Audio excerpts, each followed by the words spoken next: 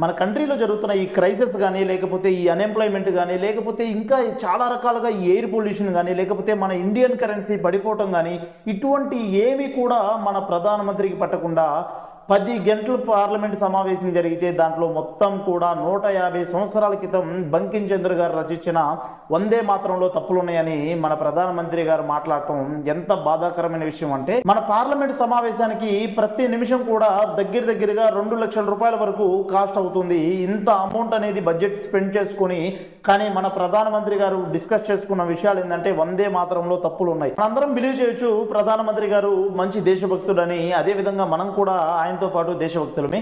కానీ ఎప్పుడో 150 సంవత్సరాల క్రితం రచించిన వందే మాత్రం కన్నా ఇప్పుడు ప్రజెంట్ ఉన్న అన్ఎంప్లాయ్మెంట్ కానీ లేకపోతే హాస్పిటలైజేషన్స్ కానీ లేకపోతే మన స్టూడెంట్స్కి ఎడ్యుకేషన్ సిస్టమ్ని ఎలా ఇంప్రూవ్మెంట్ చేయాలి అని కానీ ఇటువంటి సమస్యల గురించి మన ప్రధానమంత్రి గారు కానీ పార్లమెంట్లో కానీ మాట్లాడుంటే ఎంతో మంచిగా ఉండేది.